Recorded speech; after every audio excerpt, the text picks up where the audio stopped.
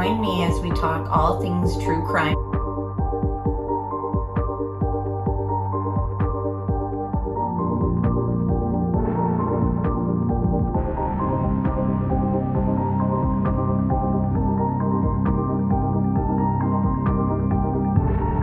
Made contact and shattered.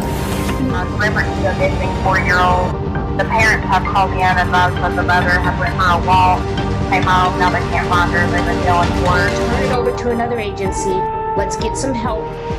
Where are your kids? They've been missing for 4 months. You have nothing to say? You're over here in Hawaii? Chad, where are Lori's kids? 4 were stabbed multiple times and were likely asleep during the attack. Some had defensive wounds. Most of them had just like one that was the lethal stab wound.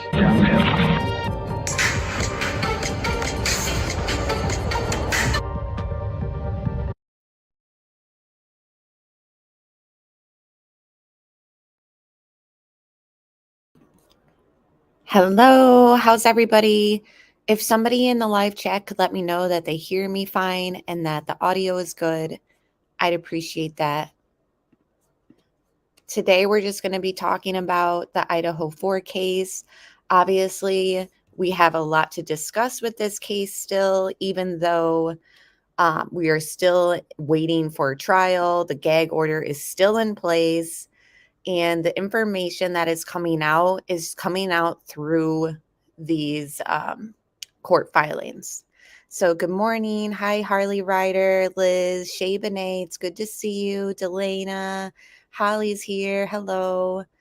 Thanks for being here, everybody. So I have some stuff that I just wanted to play, a pre-recording stuff, and we can just get right into it. So I'm glad everyone's doing well and everyone's here.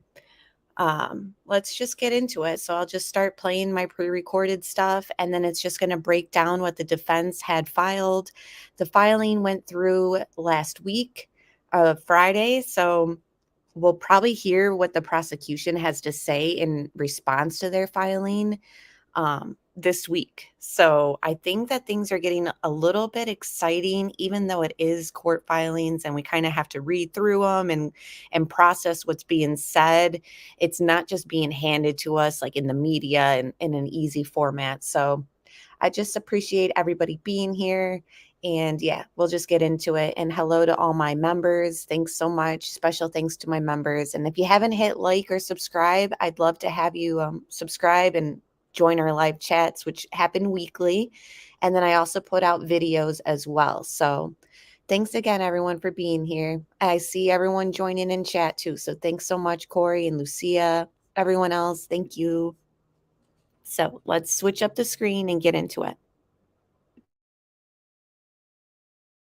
Hey, everyone. Welcome back to the channel.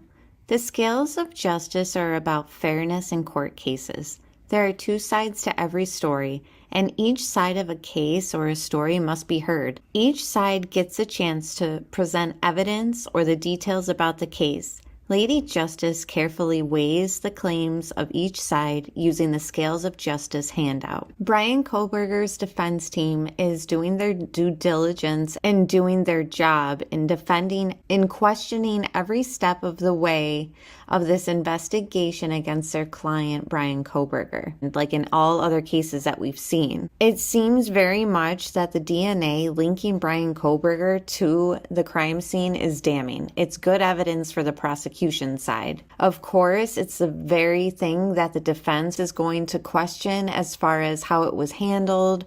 Was there a chain of custody issue? The defense is even questioning the investigative genetic genealogy and the process in which they were able to come to the conclusion. The defense, once again, is doing everything they can to attack the genealogical DNA connecting him to the crime scene and trying to say that this profile isn't how the state should have honed in on Bryan Kohberger. The prosecution is claiming that they had a warrant for his cheek swab, and that's how it connected him to the knife sheath.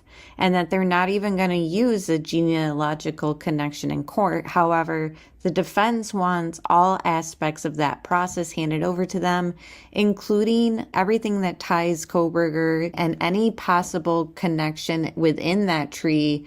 The defense wants to see all aspects of that. It states that they could hand it over if the defense gets a court order for it. But as of right now, the state would like to protect all the information of the people's names and all that connected to this genealogical database that connected Bryan to the crime scene, from my understanding.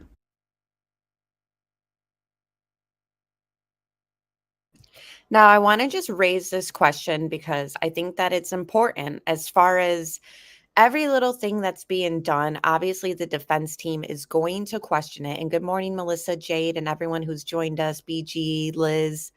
So I said, even though the state isn't using the genealogical connection to the sheath in court, should the state hand over all material tied to that link? Like everything that they did to arrest Bryan Kohberger, every step of the way that was used with this genealogical connection and investigative genetic genealogy, I guess they're calling it IgG. So if you hear me say IgG, that's what I'm referring to. I just think that at this moment, the prosecution is claiming, well, we got to protect people's privacy, and the defense is throwing out things there saying like, well, maybe the government doesn't want us to know this process because they're doing things that are just outside of what citizens might be comfortable with.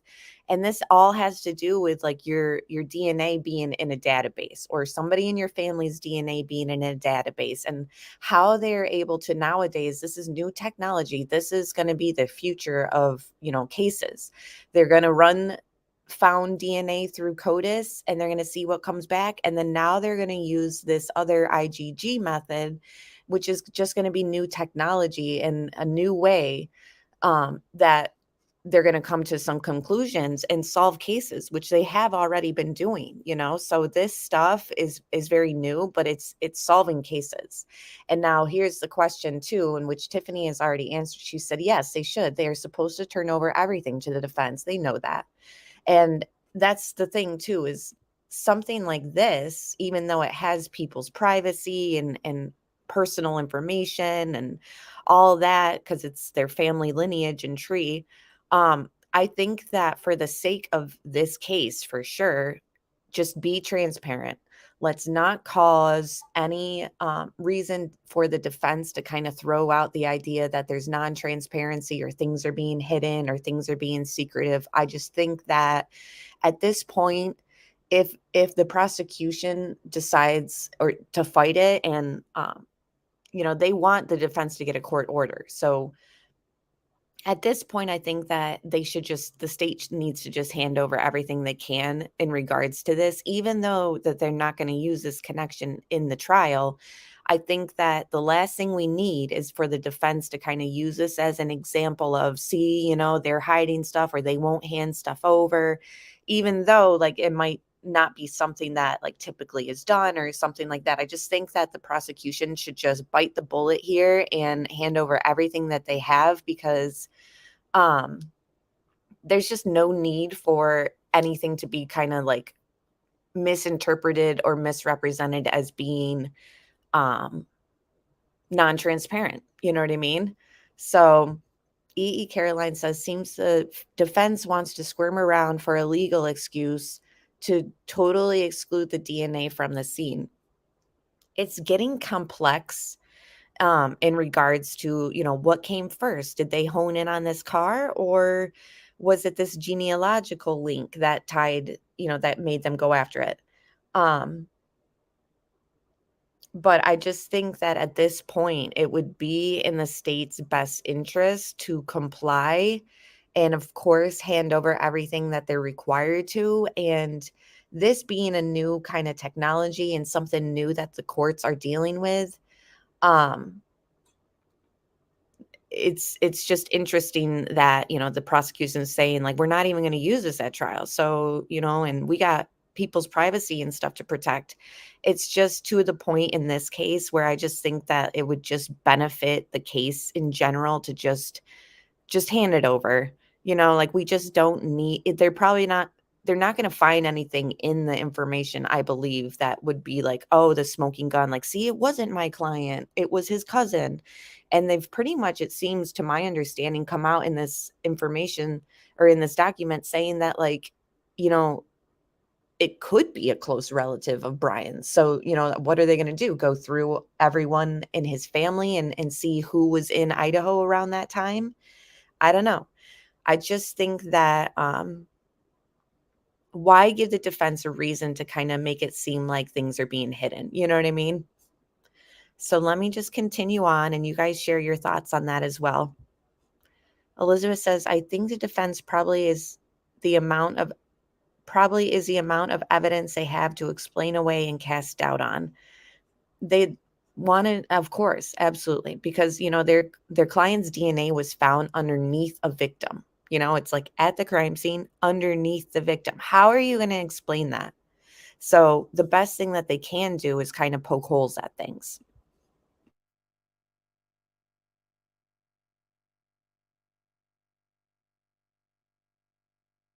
Good morning, Sleuth Mom. The documents state no matter what came first, the car or the genetic genealogy, the investigation has provided precious little. There is no connection between Mr. Kohberger and the victims. There is no explanation for the total lack of DNA evidence from the victims in Kohberger's apartment, office, home, or vehicle. Now, this part, okay, so Caroline says, feels like judge will order it turned over to the defense. It's still the seed that bore the fruit of his supposed guilt. Now, I don't know. Oh, geez, Sarah, right? I don't know if you guys caught that part where they said, there is no connection between Bryan Kohberger and the victims, at this point. Now, I read that, and the first thing I thought of was like, okay, so is there a connection between him and the surviving roommates? Is that, possible with this verbiage still?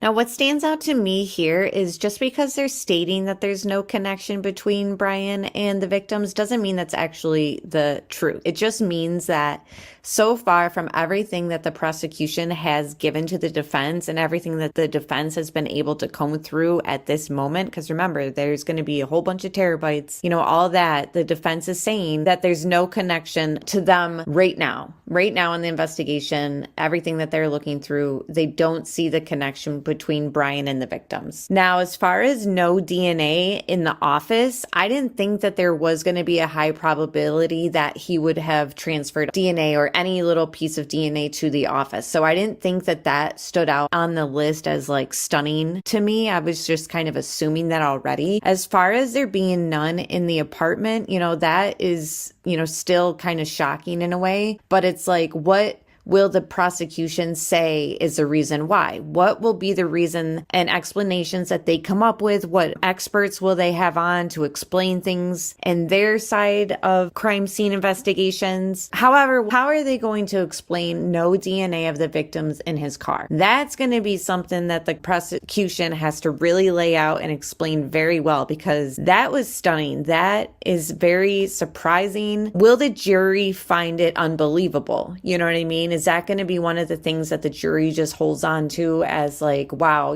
how could that be? 4 people to have not one thing in the vehicle is shocking. Will the prosecution try to say things like, well, it could have been he protected things with plastic and he changed his clothing, he changed his shoes, he cleaned things very meticulously, he wore gloves, all these things they'll try to explain, and the defense is going to have to come back and point holes in all those theories. It's definitely concerning for the prosecution that there is absolutely no DNA of the victims in the car specifically. Now, if we get to trial and there still is absolutely no connection between Bryan and the victims, and there's none of the victims' DNA in the car, and all these other places, even down the line, because remember, at any point, new evidence can be presented and brought up. So if we get to the point where now is the time at trial, lay it all out, what do you have? And there is still no connection between Bryan and the victims and no DNA in the car and in those other places listed, I think that that's going to be a huge issue.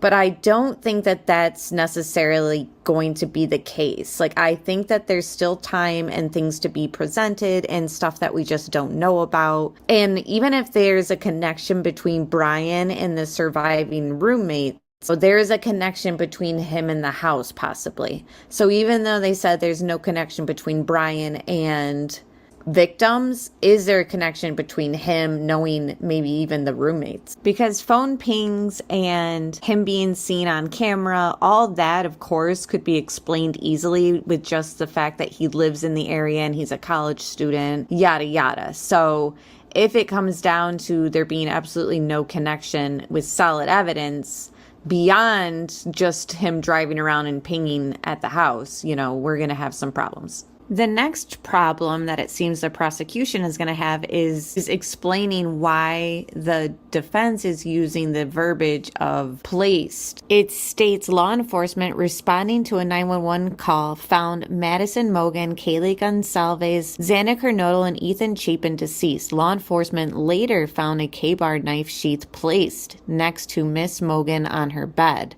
The sheath was placed button side down and partially underneath Miss Mogan and the comforter. Now, when we do just a simple search of the definition of placed, we find words like put down, put, set down, lay down, deposit, position, plant, and as you can see, there's more. We leave ourselves scratching our heads on why exactly this word placed is being put in there instead of something like they discovered the sheath. So it's left a lot of questions and a lot of speculation on, was something planted? This theory has been floating around for a while, even before these documents. So it doesn't surprise me that the defense will pretty much attack anything having to do with that sheath at the crime scene, because obviously it has the defendant, Bryan Kohberger's DNA on it. And that is a huge issue for the defense. So they're going to attack it every which way from every single angle that they can. Now, what the defense is going to do, in my opinion, for the entire trial is question the integrity of the investigation as far as every little step, everything that the law enforcement did when they conducted the investigation. Hopefully the body camera is on so we can see exactly how it was discovered. How did they come upon this? We've seen multiple times now that it was quote unquote later found, which leads us to think that the first glance in the room, you didn't see it. Obviously, if it's underneath her leg, which is stating it is, and underneath the comforter, that can explain why it wasn't immediately spotted and why it says later found in both documents, in my opinion. It's just going to be a process of waiting to see the body cam footage, everything from the scene, just like we seen in the Alex Murdaugh trial. That all that body cam footage of the first responders, it's all going to be meaningful when it comes to the jury looking at it and weighing out in their own mind how exactly this took place. And of course, they get to hear both sides and hear both explanations. Some more bump in the roads that it seems the defense is having the prosecution to explain is this part here where it says one area of the investigation had to do with a white sedan seen on camera located at 1112 King Road, first glimpsed by officers on November 18, 2022. By November 25, 2022, police believed the car to be the white Elantra and asked law enforcement to be on the lookout for 1. Precisely how the police came to believe the car was an Elantra is still unknown. A report report from an analyst for the FBI dated March 21st, 2023 shows the analyst heavily relying on a video of a car headed in the wrong direction at the wrong time on Ridge Road. So it seems obvious that the defense is questioning the clarity and the make and model of some vehicle that an FBI person is basically putting all his weight and all his cards into, saying that this is the exact Elantra that we need to be on the lookout for. And the defense is saying, how can this be my client when it's at the wrong place at the wrong time facing the wrong direction? So it's going to be interesting to see the prosecution lay out exactly step by step where he parked, how long this took, what was the time frame from the, would he have had enough time to get from the crime scene back to his residence and leave absolutely no DNA in the car. All that's going to be stuff that the prosecution is just going to have to fill the gap in. Defense is going to keep punching holes in every single aspect of this investigation and their entire case, obviously. The, prosecution's got to be ready to come right back with, well, this is why that, and this actually means this, and as shown here, and this ping here, and this time, and all this data is going to have to be laid out for the jury, because Anne is poking at every little thing she can. I love to see where the defense is going to cause reasonable doubt, because it just gets my own mind thinking and trying to weigh out all the evidence myself, even before we get to trial. And of course, I love following active trials, so we'll be following this one till the end. But this one part here was really interesting to me. It says, by December 17, 2022, lab analysts were aware of 2 additional males' DNA within the house where the deceased were located. Another unknown male DNA on a glove found outside the residence on November 20th, 2022. To this date, the defense is unaware of the sort of testing, if any, was conducted on these samples other than the STR DNA profiles. Further, these 3 separate distinct male DNA profiles were not identified through CODIS, leading to conclusion then the profiles do not belong to Mr. Kohberger. So it just leaves all of us wondering, and it could also leave the jury wondering, why is there 2 other male DNA that they haven't identified? I mean, according to the defense, they haven't identified who that belongs to, because it says it's found near the deceased. Now, this is a college house. There were multiple males in this house just from parties and body cam footage that we've seen. So, of course, there would be some probably in that room. Now, we kind of need all that explained. We need this glove explained for sure. I mean, you can't leave any doubt in a juror's mind. Not even one juror can have a question of whose DNA is in that room and whose glove that is. So whoever that DNA belongs to, I mean, it needs to be followed up with, did you interview these people? Where is the results from this? Where was that person located the night of the crime, etc.? All that is going to need to be explained to the jury. Now, this part says, while this was ongoing, police were investigating many various possible suspects. Many of them provided DNA. At least one had his DNA surreptitiously taken from a discarded cigarette. Many also had their phones taken and downloaded. What I gathered from here is it's almost the opposite of what a lot of people are claiming. Oh, he was railroaded and he's been framed, etc. They only honed in on him and they built their case around this one and only suspect, which was Bryan, and blah, blah, blah. But here, I mean, she's stated the word many numerous times. So many various possible suspects, many of them provided DNA, and then at least one had to be taken surreptitiously. So that's that person's right to deny handing over a cheek swab or, any form of DNA. That's anybody's right. So I don't find that suspicious. I don't know if they're trying to make it seem suspicious because many handed it over willingly, but this one had to be taken from a discarded cigarette. So I just thought that pretty much showed that it's the opposite in a sense, according to this right here, that they didn't just hone in on Bryan only.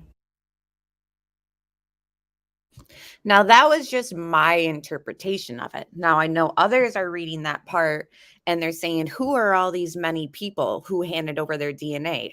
why were they cleared so quickly, and were they cleared too quick? You know what I mean? So while I interpret it as, okay, well, that's good that we didn't just focus on one person, aka Bryan, others will take it as, well, who were those people and why were they at first suspects? And how do we know that you didn't just go through them so quickly? And this one person, it looks like you had to grab their DNA from a cigarette because they didn't want to hand it over, So it's just interesting how people interpret things. So, some people might think we need to know more about all those people, where I'm thinking like, well, it seems like they kind of went through a checklist and realized like, okay, this person is sketchy, but they're not a suspect, or, but mostly, they're everything that's stated thus far is going to be some hurdles, but ultimately his DNA is on a piece that connects to the murder weapon. Yes, it's the sheath. It's not the murder weapon.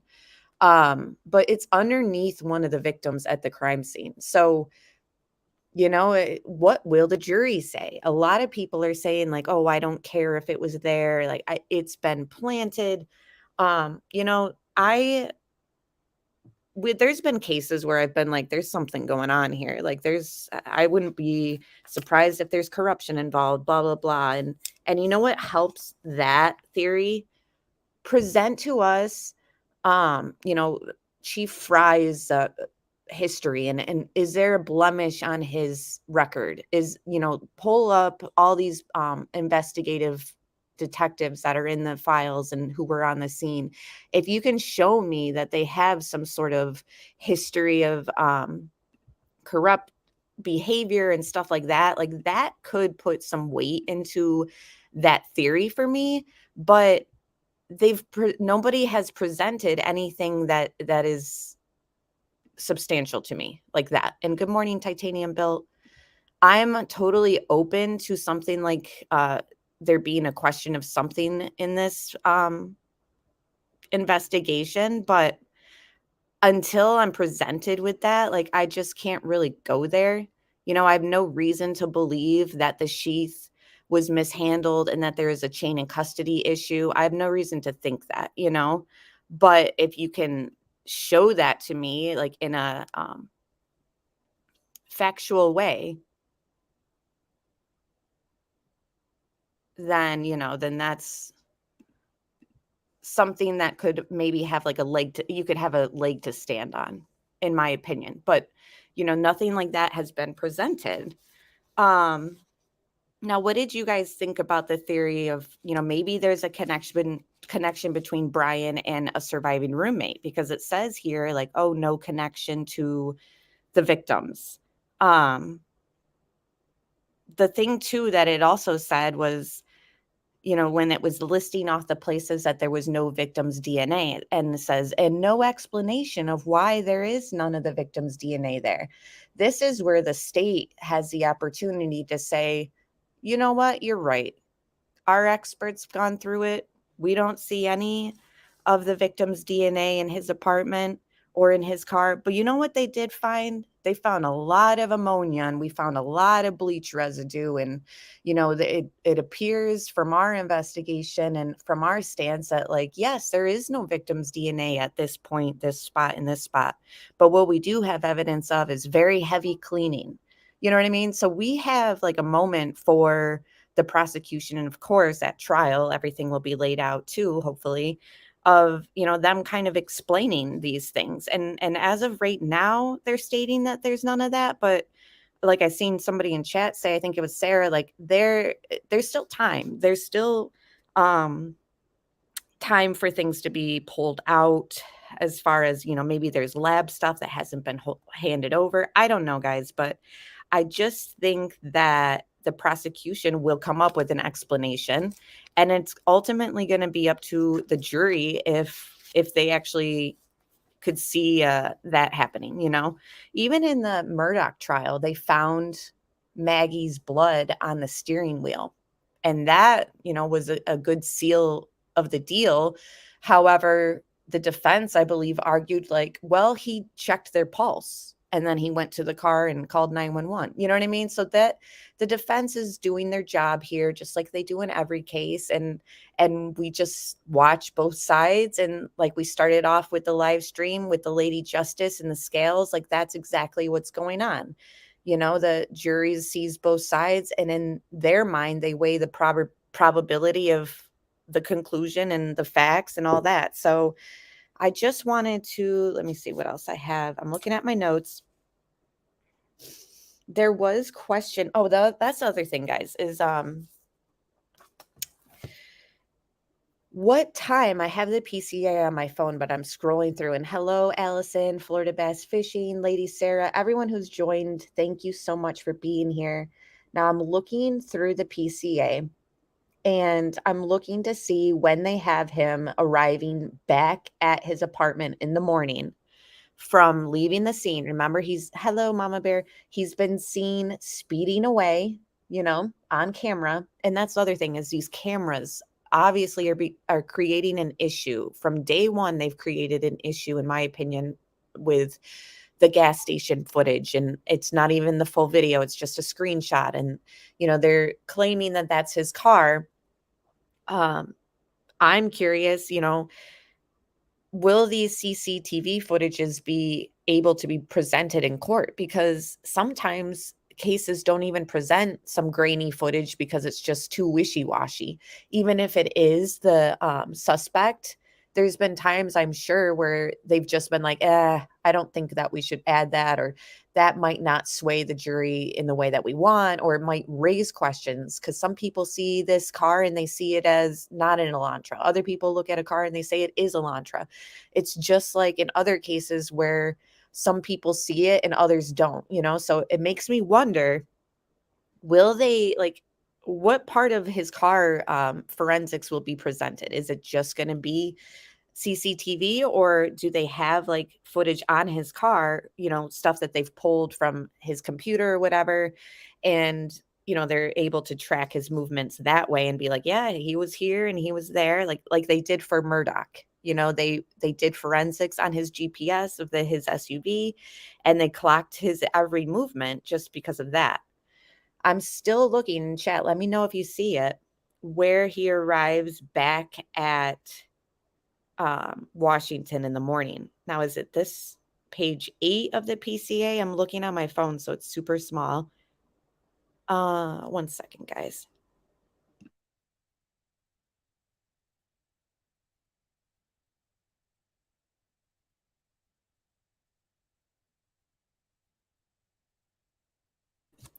So it looks like they have 5:25 a.m. A white sedan, which was consistent with the description of suspect vehicle 1, was observed on 5 cameras in Pullman, Washington, and on WSU campus. So, still reading.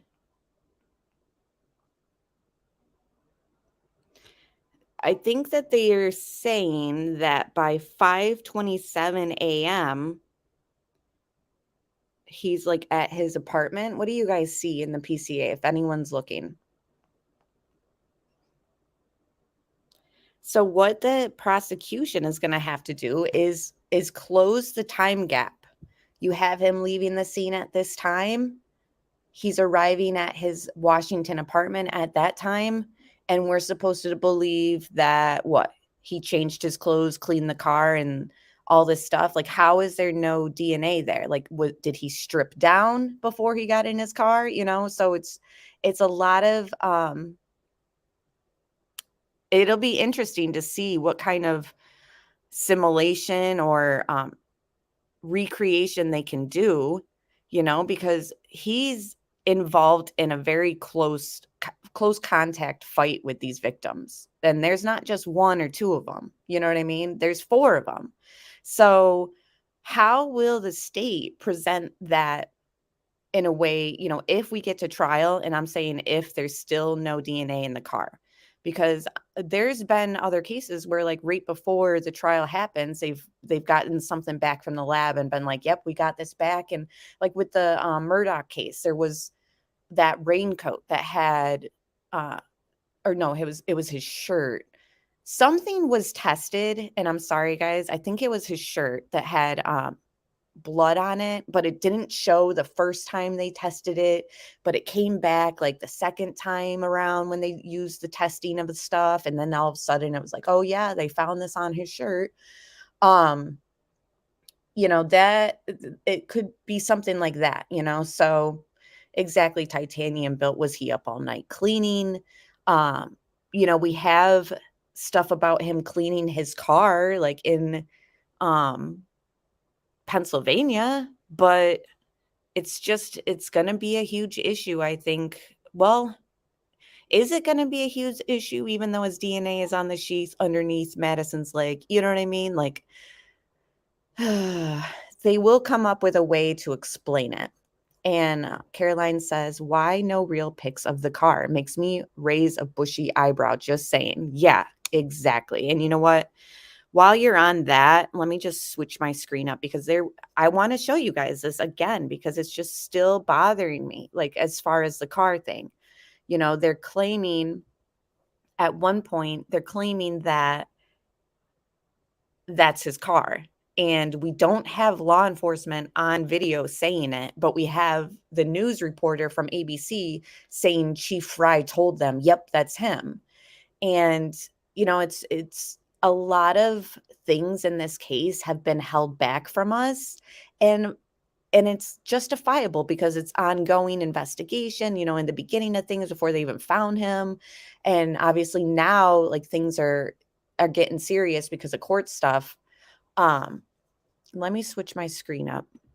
But I am concerned about that car aspect too, Caroline. I'm not saying that this isn't his car, but I just don't understand why the chief would tell ABC that it is his car without saying it on camera, because he was on camera for this interview and then drops off and they close the segment with like, and Chief Fry said, blah, blah, blah, blah, blah, blah. It is the Elantra they were looking for. So it's just interesting that he didn't just say it himself. And I'm not trying to say that there's something shady going on. I just think, like, why didn't he just say it? Or why haven't they shown us even the video?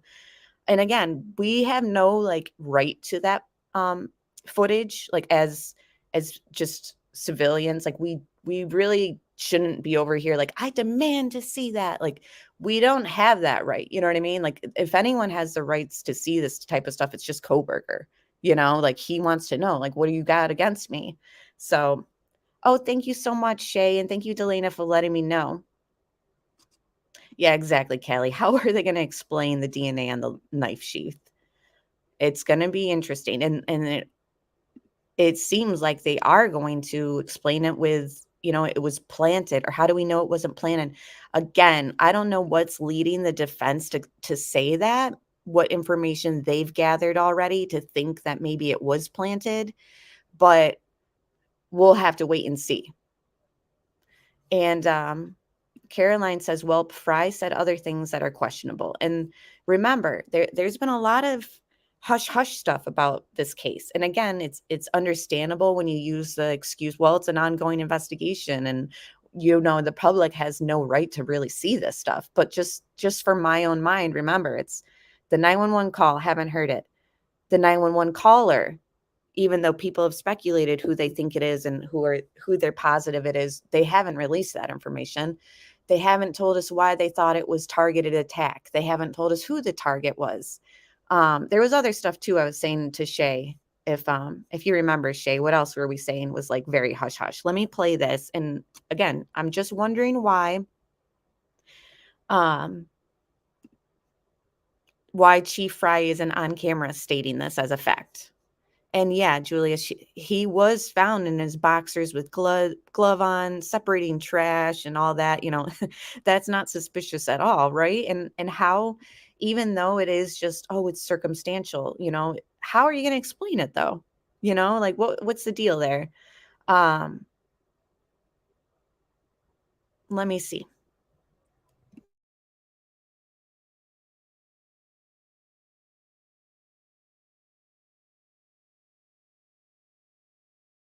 in. Chief James Fry confirming to ABC News this white Hyundai Elantra seen in surveillance video from a nearby gas station the night of the murders belongs to Kohberger, saying he was the only person inside. The car now in police custody after being taken from Kohberger's parents' home in Pennsylvania. I wanted.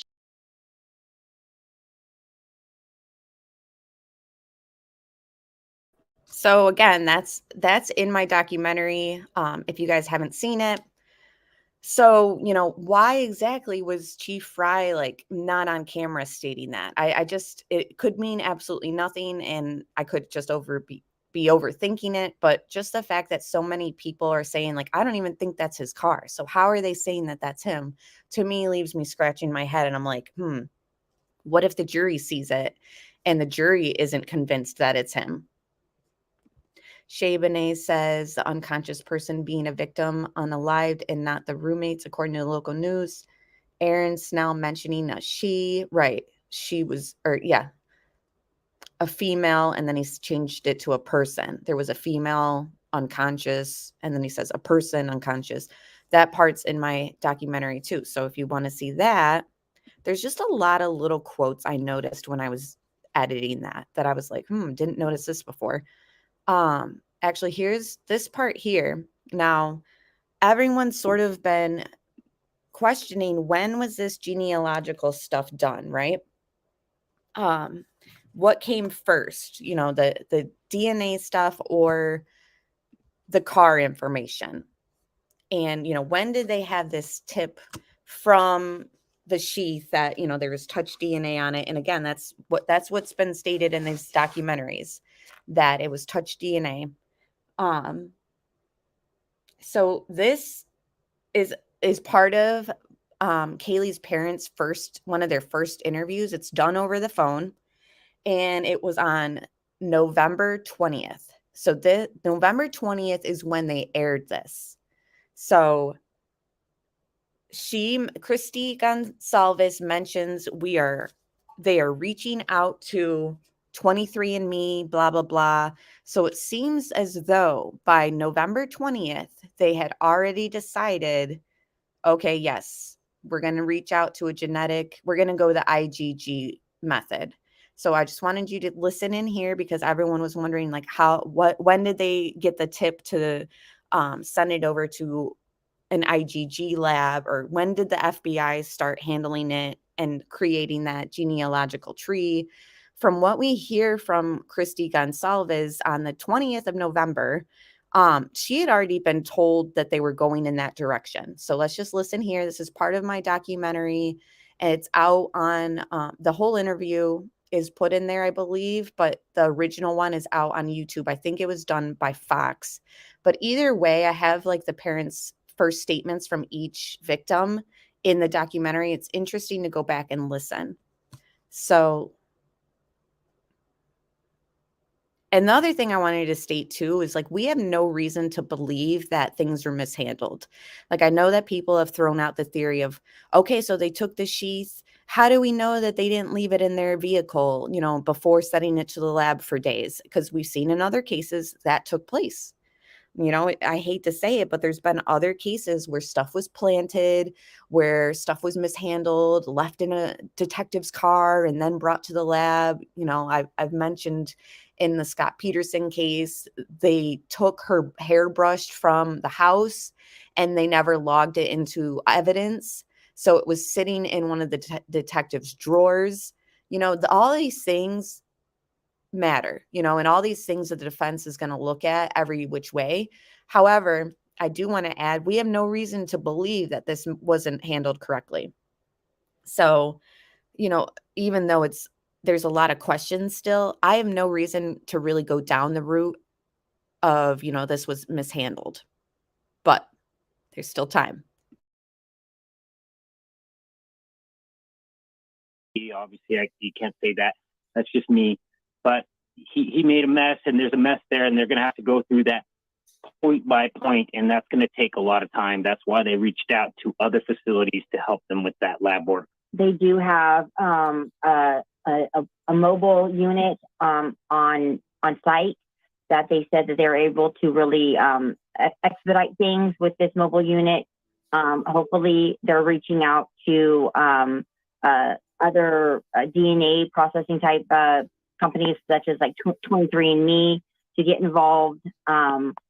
They have not confirmed that they have DNA from this person. They just said that they have a ton of evidence. And evidently today with the new task force, the new FBI task force on site, they said that they were able to pull a ton of evidence from the house today.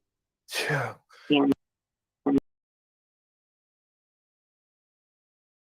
So I don't know if you heard that, but she pretty much mentions the 23andMe route that they're deciding that they're probably going to start looking into. Now I have an article that says FBI joins the investigation into the murders of the Idaho students with multiple suspects still possible. And that was on November 17th. So again, that interview was with her, Kaylee's family was on the 20th.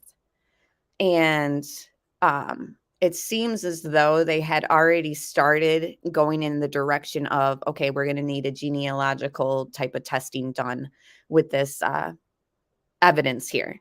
Now, she did say they didn't say that they have DNA, but they said that they have a lot to process and all that. So I don't know. I thought that that was interesting to hear her mention the 23andMe, on the 20th of November.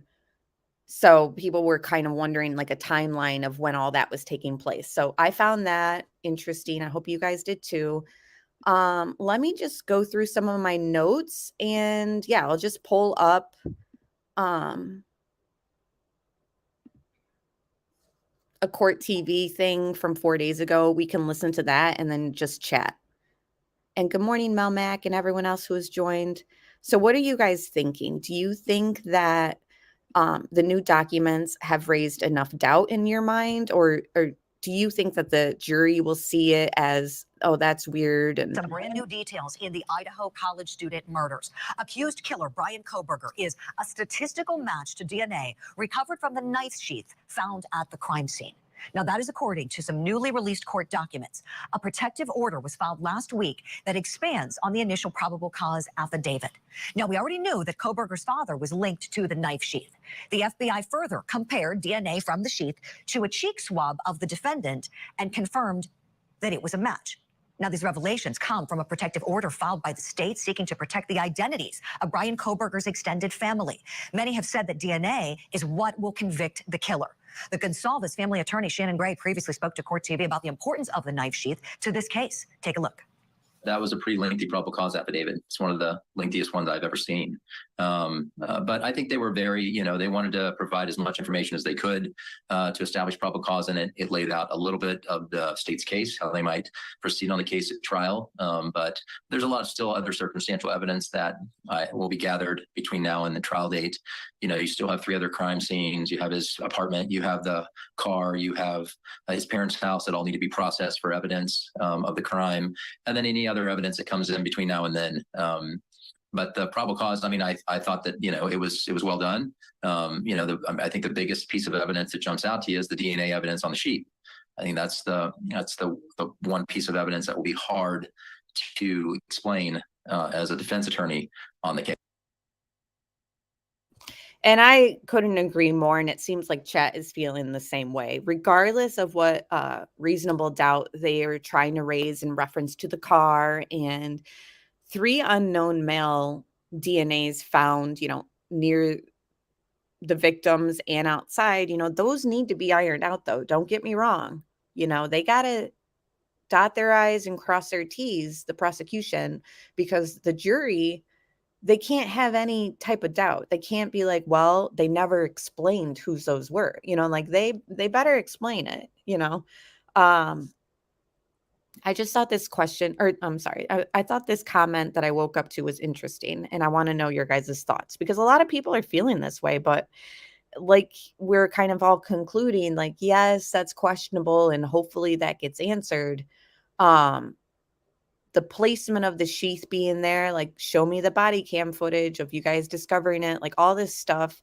To me, it's kind of like, okay, yeah, they moved the bodies, coroner showed up or whatever, and they found the sheath, So to me, it's not really like, oh, wow, how did that happen? To me, it's going to be easily explained. But this person wrote, at this point, I'm perplexed. I understand the facts, and I'm only going off facts so far released in court documents. I struggle to believe that someone so meticulous could take an unclean, pristine knife to a slaughter, presumably wearing gloves, and leave a print on the snap. Now she's saying presumably wearing gloves. We don't know that for sure. But honestly, anytime he handled that sheath, how are we to believe he wore gloves every single time? But anyways, I'll keep reading. I believe he would have made damn sure it was clean before he used it. And then if you think about it, flicking the snap open, then discarding it at the side of the victims, I don't see it. Now that's her opinion too, because she says straight up, I believe. Okay, so this is just your opinion. You know, do you know him? Do you know his habits?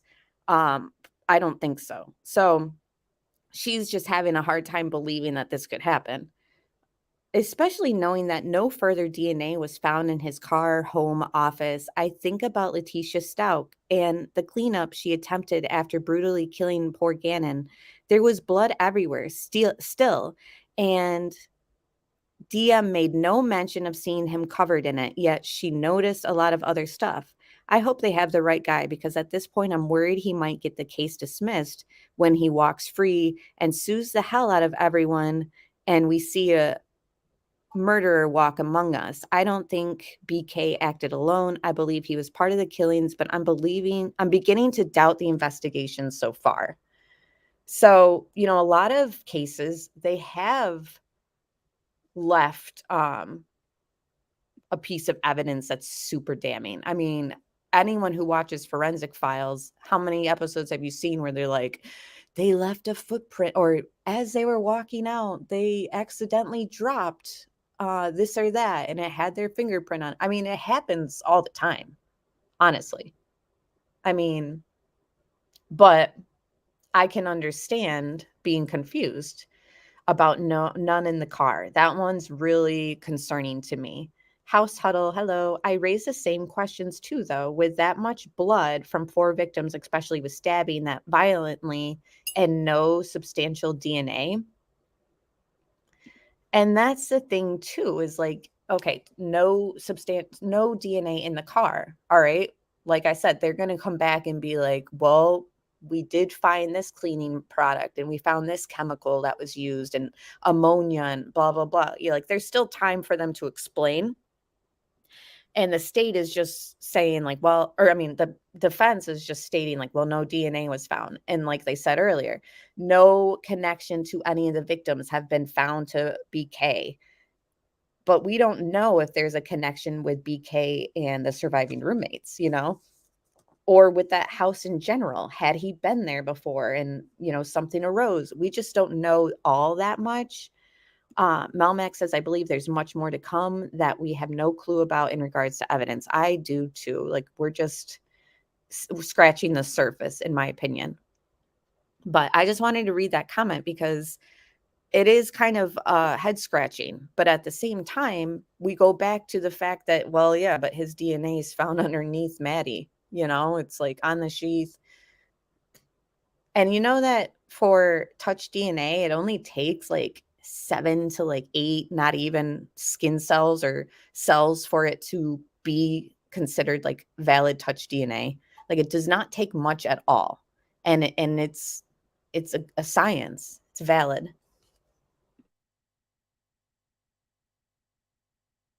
Case. So I think that's the biggest piece of evidence.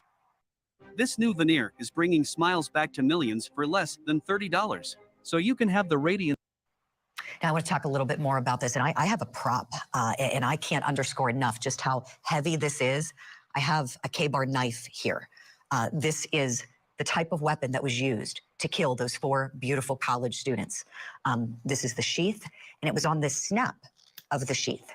This snap right here that was swabbed, and that's where that little bit of a DNA profile began. So that's where it all started. Now, investigators didn't know whose DNA it was on the snap. They just were able to get somebody's DNA here. And as they continued investigating, they honed in on Bryan Kohberger. That is why investigators started going through the trash at the family home. And in going through the trash, they were able to get something to compare to that profile from the snap, right? And in doing that, they knew it was the son of Papa Kohberger, right? That's what they knew from this. It was the offspring of Papa Kohberger was found right here on this little teeny tiny snap of this knife sheath left behind. The knife was not. I'm going to show you how big the knife is too. Wait till I pull this out and you see this. This is so heavy. I mean, And just to pause it real quick. Now, I don't know if you guys know the YouTube channel, True Crime Web. He's retired law enforcement, I believe homicide detective, but he does a lot of recreations. He did one for the Murdaugh trial, and it was really interesting. You know, he's got the experience and the capabilities to kind of stage these scenes, and then he records it and presents it on his channel. So I would definitely check him out. He's already stated that he wants to kind of try one with this case. So, you know, we mentioned that Dylan sees him clad in black, right? She doesn't say, like, although it was dark, you know, was that black covered in blood? You know what I mean? Like, was it soaked in blood? Like, would you be able to tell if someone's dressed in black, like the blood on it? You know what I mean? It's not like he's dressed in white. So 4 victims, goes to his car, and then what? Takes his shoes off, takes his shirt off. Did he wrap it in plastic? You know, and then he's got to drive to Washington to his house. You know, can all this be done in the time frame that the prosecution has laid out so far in the probable cause affidavit? Now, remember, the probable cause has the word approximately almost every time after a timestamp that they'll state. Like, oh, he was seen here, and then we saw him here, and it'll be like approximately. So that gives them a little bit of wiggle room. But ultimately, like, will the gap of time make sense? You know, like, how do we expect all this took place? You know, and also, where's his clothing if we're going to go down the route that things were discarded? We know that they went to the dumpster and the dump, and they were fishing through stuff. We have like footage of that. But it's interesting. Yeah, because Sarah, exactly. It had to have been a bloodbath. Yeah, I thought I heard that too. That's what I heard. Now, something that we've kind of been discussing too since the beginning is, although we don't have it stated in the affidavit, you know, did he like shower or something? Don't know. Still questions. look at this. Look how large this is. This turns my stomach. And this isn't the first time I've held this. I've held this previously in our newsroom. It's very heavy. The handle's very heavy. When you think about this being the murder weapon used, it turns your stomach. The sheer brutality of these homicides, each of those young people being stabbed multiple times with this K-bar knife. And I'm going to put it back in the sheath here as I continue talking and button up that snap. So once they knew it was Papa Kohberger's sons or offspring's DNA on this, that was a really great starting point. And that was in the original affidavit that we all read and were looking at. Police were able to take it a step further. There was a court order, and Bryan Kohberger had what's called a buccal swab taken. If you hear that, it's a cheek swab. They staple, it looks like a Q-tip into the cheek, swab it around, and they're able to take that. Once he was arrested, they're able to do that per court order. And they did DNA test number 2. And this is why this is so important. With test number 2, they were able to confirm Kohberger's DNA with what was on this snap, and then be able to come to the conclusion that, yes, it's Bryan Kohberger's DNA that's on that knife sheath that was left behind at the crime scene. This is huge. Let's talk more about this. I have 2 excellent attorneys on the program with me this morning in Fort Lauderdale, Florida, criminal defense attorney and former prosecuting attorney Sue Ann Robinson, and in East Lansing, Michigan, trial attorney Jamie White. Wonderful to see you both. Thanks so much for coming on the program today. For any doubters out there who were saying, oh, I don't know about this DNA, I don't know if it's Bryan Kohberger's, I don't understand. Good point. Caroline says, defense does not deny it is Bryan's DNA on the sheath. They implicitly acknowledge it is real and good science. they are chasing legal technicality to invalidate search of BK's cheek for a sample, it seems. Yes, and all this, raising question of was this constitutional and all that other stuff. It's the defense's job to kind of defend that aspect, and everyone in America, if you're arrested, your defense lawyer, I would hope, would question every step of the way too, because you're entitled to a fair trial and you're entitled to know what evidence is being held against you, and you're entitled to have things done legally. Obviously, that goes without saying. Thank you so much, Allie79. I hope you're doing well. Love listening to your thoughts on the cases. Thank you. This whole weekend, my head's just been everywhere because I really do want to try and understand like every process in this and was it done correctly? Because that matters. It really does matter, and I can't just say, oh, 100% he's innocent or he's 100% guilty. I like to just weigh it all out once I hear everything. We did the same thing with the Murdoch trial. Even the Johnny Depp trial, I wanted to hear Amber Heard's side, and ultimately I was like, wow, okay, I've heard enough. But, is that what's going to happen here? It seems so far, as long as the state has done things properly, and exactly, Shabane, procedures are important. Understand this, the offspring of dad. This second DNA test seems to put to bed all of those doubts, does it not? Sue Ann Robinson, I want to go to you first, please. Weigh in and tell us your thoughts on this new development, please. I think this is a very important development because obviously it places him at the scene and it places his DNA on the sheath, which is arguably to be where the murder weapon was held.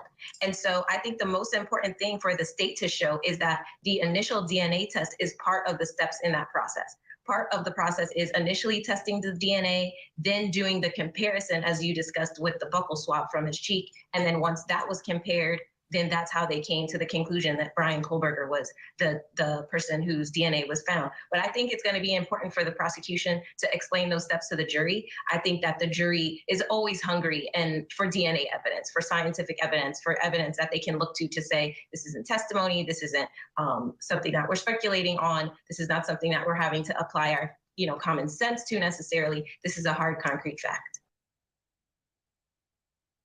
A hard, concrete fact that the defense has to really climb uphill with if they're going the route that it was planted. Because Sarah says, do people not know DNA is the gold standard? DNA is everything. Anyone dismissing it does not get it. And I think that, they're trying to say, and when I say they, I mean people who have interpreted that court document as claiming things were planted. Now, is that what Anne is saying exactly? We'll have to wait and see. But if that's the argument that the defense is claiming things were planted, they're going to have to be climbing uphill the entire trial, because you're going to have to show us that every step in this investigation had some sort of shadiness to it. And I just think that, that will be hard to lay out. You know what I mean? Like, and still, once you lay out things that might have been done wrong, will the jury take it as the whole thing is wrong and that he's innocent? That can still be in question, because the Alex Murdoch trial, they tried to do that as well, as not say that things were done in a wrong manner, but they did kind of raise questions to lab results that came out for that shirt, and why didn't it show blood the first time it was tested, and blah blah blah. They put the doubt out there that maybe the state entity in that case mishandled things or whatever, and still the jury was like, doesn't matter, we heard Alex Murdoch's voice on that Snapchat, he said he wasn't there, so he's guilty. So will that take place here? Is the defense going to say like, oh, this was planted, this is why we think that, and look at this person who's tied to the investigation, and I don't know if we should trust him. And then the state is going to say, listen, your person's DNA is underneath this victim here. It's at the crime scene. So you can try and poke holes with this detective and that detective, but will the jury side that way? You know, it's going to be hard, I think. Lady Sarah said they would need to have blood from the crime scene in his car for this to stick. He must have been covered in blood, surely. And good morning, Alex Erickson. It's good to see you. It's going to be, they're going to have to explain it. And still Sarah is saying there's plenty of DNA in the car. Mark my words. You know, was there stuff that they just haven't gotten back from the lab at this point, or maybe they've handed it over, they're handing it over this week. Maybe that is the smoking gun for the defense, as well as those 3 unknown DNA of the males in the vicinity of the crime scene. We're going to need to know who they are, where they were the night of the crime. Like, all that has to be laid out, because it's been thrown up in the air and now everyone wants to know like what's going on, because we need to have that explained. Yeah, exactly. The prosecution, Lamb's Bond 007 says, we'll have to lay it all out. Yeah, exactly. Just keep in mind, so much is yet to be disclosed. Agree, Malmac. And my thing is too, is what is, you know, is it lab work that they're waiting on? Like, if there is more in these areas, the office, which I didn't think that they would find any anyways, his apartment, etc., you know, what is the reason why? You know, we do know that he cleaned his car. Don't know, like, if they're going to say, well, this product was used, this bleach, blah, blah, blah, so that's why. It's just going to be a boxing match between the prosecution and the defense, like it always is.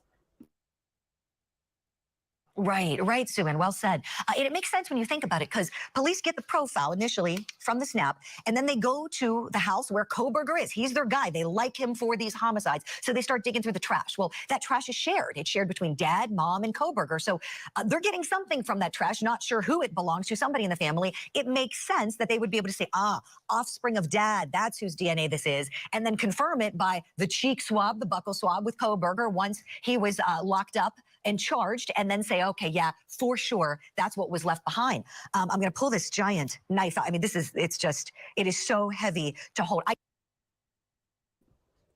So Sarah says that they cannot disclose lab work because of gag order. Yeah. Is there, but they've disclosed that there's 3 unknown male DNAs found, you know, and everything else that they were kind of stating in there. Yeah, it does appear the prosecution is keeping a lot close to their chest. I don't know. It's very interesting. And like I said, them saying there's no connection between Bryan and the victims doesn't mean that there's no connection between him and anyone else in that house. So if we look at the verbiage, what exactly does that mean? Did he know the surviving roommates, or one of them, or both of them? Yeah, 51 terabytes close to the chest. And 51 terabytes, you know, if they've handed that over, that's going to take a long time for the defense to comb through, which was, I was thinking, like, so at this point in their investigation and defense, did they still not see a connection, but it's still there, then they're combing through it? Okay, and these are legal documents which supersede the gag order, Caroline says. 23andMe shares information with law enforcement. And when you do these things, you sign to these fine prints that things can be used or not used or whatever. So I've been told. I haven't done it. I can't imagine a homicide being committed with this knife, holding this. I mean, it's just incredible to me. And those poor young people stabbed to death. This left behind. Why was this left behind? I want to go back to the affidavit. It says, quote, the knife sheath was found on a bed next to the bodies of Madison and Kaylee. Remember, these were the roommates. They were sharing the bed together that night. Best of friends. The sheath was found face down, partially under both Madison's body and the comforter on the bed. Why was this left? This is a big thing to leave behind. Look how huge this is. Attorney Jamie White, let me go to you on this one. it is a big piece to kind of drop and leave behind, right, guys? I mean, we've all kind of been wondering it. Like, was it not strapped to his belt?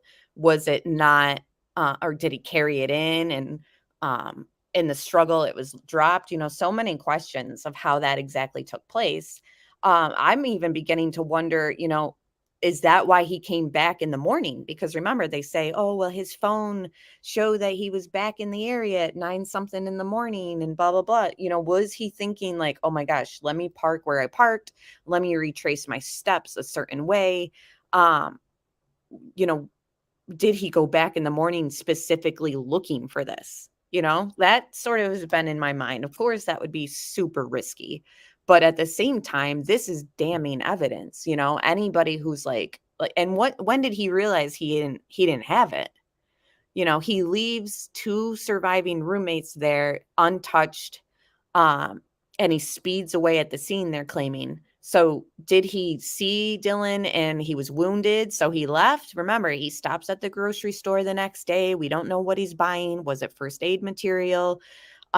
We don't know really, but I think that maybe that's why he had gone back in the morning. I'm not saying that that is, but it just makes me wonder if, you know, when did he realize like, oh my gosh, I don't have the sheath, you know, like what if allegedly he did this, you know, when did that cross his mind? Caroline says an idea perp does. Okay. So this is a possibility. Perp does bloodbath, puts on painter's overalls and shoe covers, even plastic bags, clean gloves, poof, blood doesn't get on car, over any overclothes, even a rain suit. And remember, he's a criminal justice major. You know, he's getting his PhD. He's studied it for years. He's not just some new freshman who's getting his feet wet with police work. You know, he's kind of been seasoned to know this and that. He studied under the professor who has that connection and wrote the biography of BTK. You know what I mean? So this is somebody who has more knowledge in crime scene procedures and crimes in general than the average person probably. And good morning, Roxanne. Good to see you.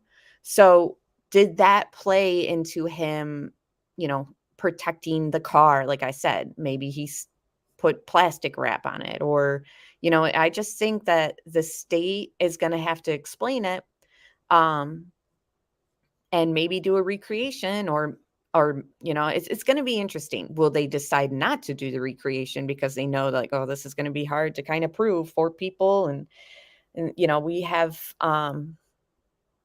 them with the rumor saying that they're going to demolish the house. You know, why shouldn't you do like a recreation? Or, you know, either side should have the right to do a recreation and say either, yeah, this doesn't work, there's not enough time for him to do what you're claiming, or this does work and this is how. Tiffany said, I think he was bringing the roommates back. I don't see them staying at King Road with 4 bodies, just my opinion.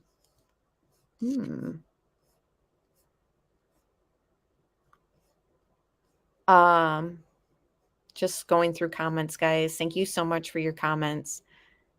Yeah, Wolfie, thank you for bringing that up because you just reminded me. Okay, so the cartel is a huge reach and people should be ashamed blowing that narrative up based off of nothing, Wolfie said.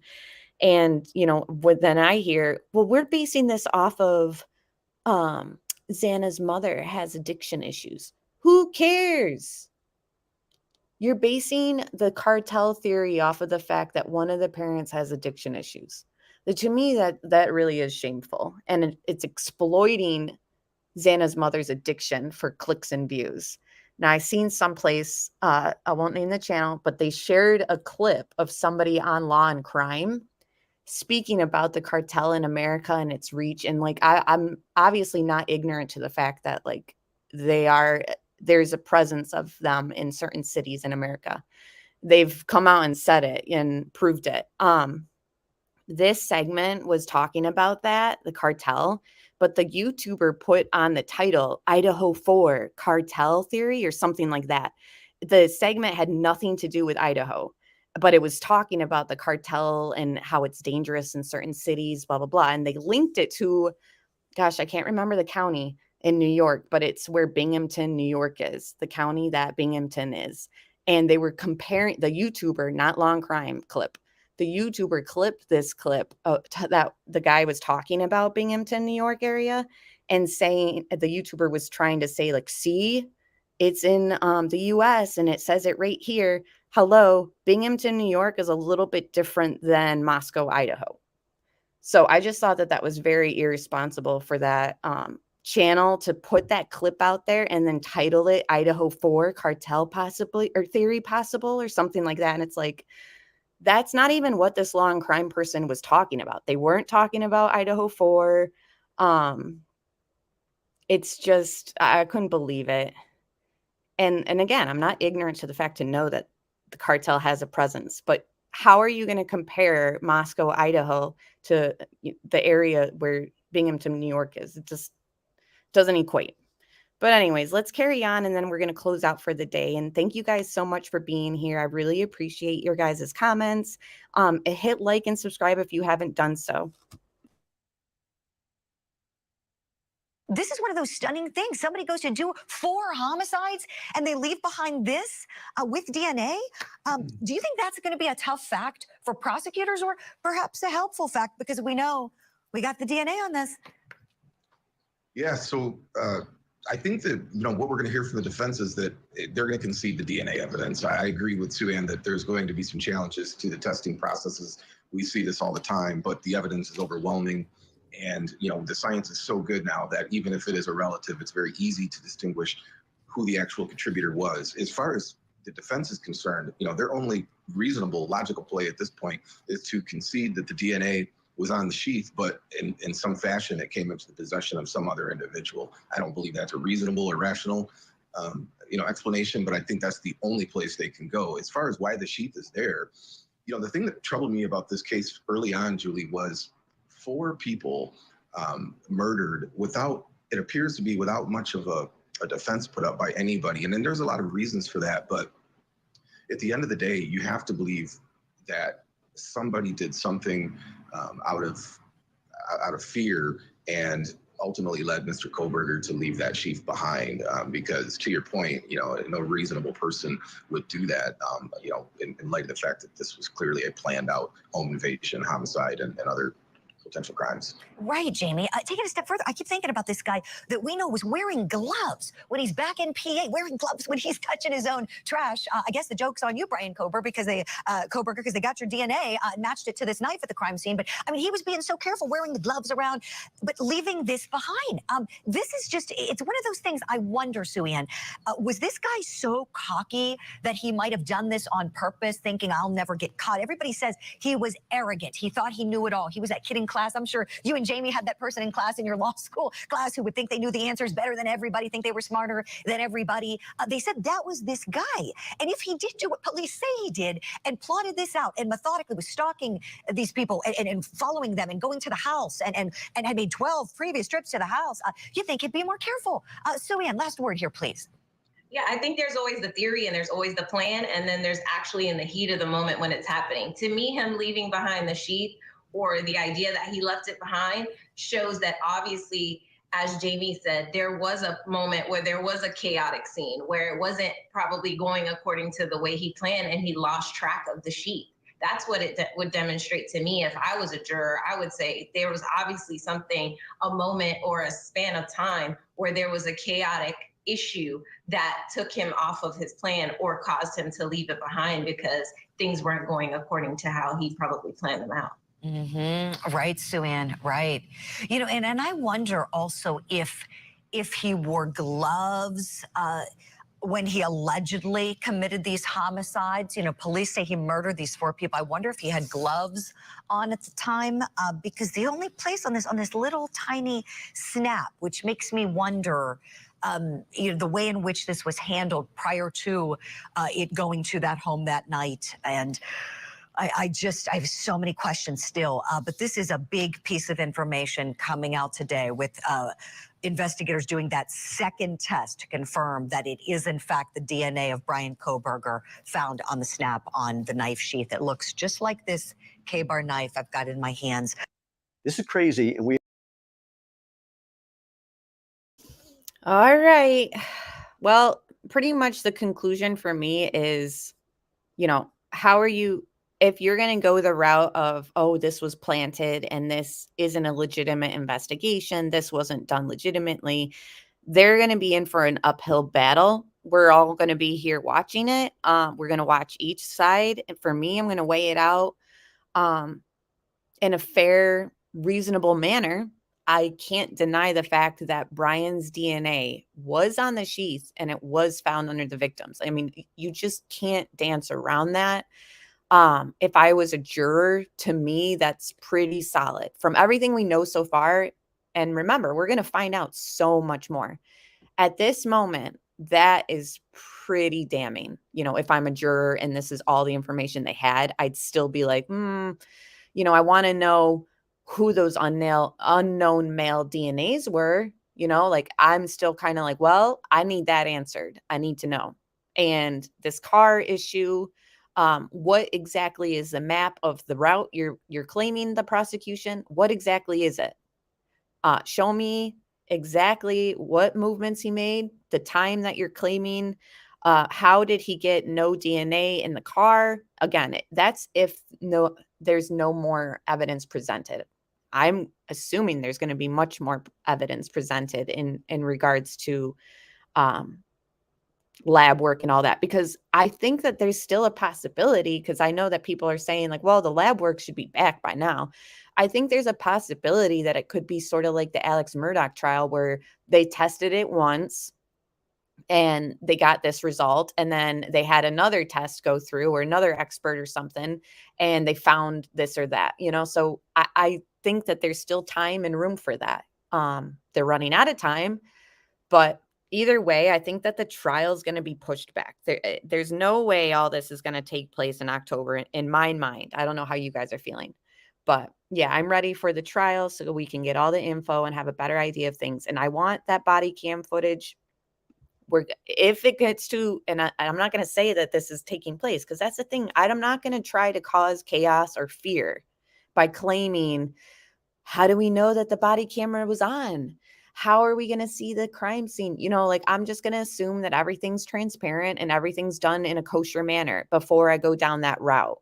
Now, if we get to the trial and they say, and the body cam footage of the crime scene goes black at certain parts and it's cut off, I mean, obviously we're going to be like, what the heck? You know what I mean? Because if that takes place and then all of a sudden they're like, oh yeah, the sheath was here, that's going to be a problem. But I'm not going to stir up fear and chaos and try to say things weren't done properly until I can say that with actual facts. Until someone can say, look at what they did in this case. Idaho police or law enforcement staged this, and look at that. And they have this officer working this case and he did this on that one. Like I'm going to need all that. So before I cross any type of line of like, oh, this was planted and they're corrupt. Now, I do think that there was some strange stuff going on in the case and the investigation, which I've talked about in other live streams too. But ultimately, right now, the DNA on the sheath under Maddie, it's solid in my mind. I want to know how they'll dance around it. Exactly. What are the odds? 1 in 8 octillion. Oh, wait. So there's a chance it wasn't BK? All right, guys. I really appreciate you guys going through this with me. Again, it really had my head spinning this weekend, and I wanted to make sure that I could talk about it in a reasonable way. Now, I do want to know whose DNA that is next to them and on the glove outside. I want to know that still. You know what I mean? Or I want to know that they at least located where those people were the night of the crime, etc. But yeah, it's just... they're fighting the DNA match of octillion resulting. We want Bryan to have a fair trial, and if he is guilty, not get off on a technicality, right? That would be terrible. And it's a waiting game. But anyways, guys, I'll talk to you guys soon. You'll see me in the YouTube streets. I don't know who else is going live today. If anyone's going live, say so in chat as we close out. And yeah, I'll hopefully talk to you guys soon. We are going to wait for the prosecution's response here, obviously, which I'm assuming will come out this week. So we'll be looking for yeah, Sarah, YouTube streets, like other people's live chats and stuff. So yeah, we'll be looking for the prosecution's response and then we can break it down. But thank you guys so much for being here and we'll talk very soon.